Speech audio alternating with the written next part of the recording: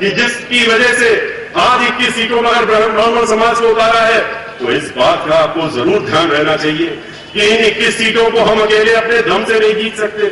जैसा कि आपसे हमने कहा 16% होकर नहीं जीत सकते। 21 सीटों पर अगर आज हमारी दावेदारी है और अगर आज लोग मीडिया के लोग भी कहने लगे हैं कि अब की बार 21 सीटों पे जहां ब्राह्मण समाज के लोग उतरे हैं तो वो सब के सब जीतने की स्थिति में है, तो वो क्यों कह रहे हैं इसको भी सोचिए, क्योंकि आज उनको मालूम है कि उस 21 लोगों में एक जो 16% के लोग हैं उनके साथ में 24% तन मन धन के साथ में तटस्थ होकर जुटा हुआ है और जुड़ा हुआ है और उन्हीं के वोटों से वो जीतने जा रहे हैं। और इसीलिए हमारा आपसे अनुरोध है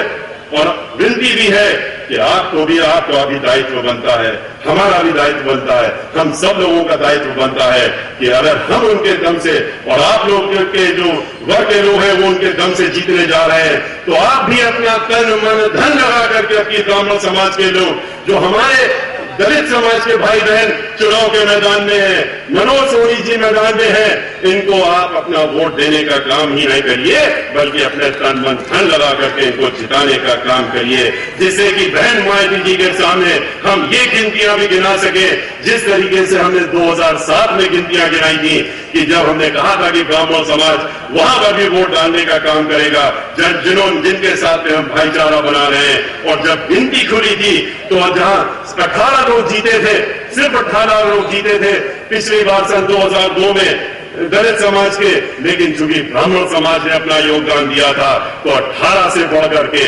62 की गिनती पर पहुंच गए थे। इसलिए अब की बार ब्राह्मण समाज अपना योगदान देने का काम जब करेगा तो मुझे पूरी उम्मीद है कि अब की बार जब गिनती गिनी जाएगी, जो रिजर्व सीटें हैं उनकी गिनती गिनी जाएगी, तो 17 में से 17 सीटें बहुजन समाज पार्टी के खाते में आने का काम करेगी। और यही हमारा आपसे अनुरोध भी है। और आप जानते हैं कि जब आप इतनी ताकत से हमको जिताने का काम करेंगे, बहुजन समाज पार्टी के अधिक से अधिक संसद चुन के जाने का काम करेंगे,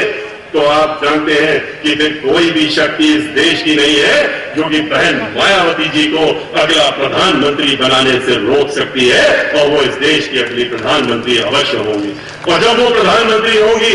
तो वो जैसा कि हमने कहा जो कहती है वो करके भी दिखाएंगी। तो उन्होंने जब वादा किया है, ये खुले मंच से वादा किया है, प्रेस के सामने किया है, मीडिया के सामने किया है, विधानसभा में किया है और हर जगह कहा है कि अगर हमारी ताकत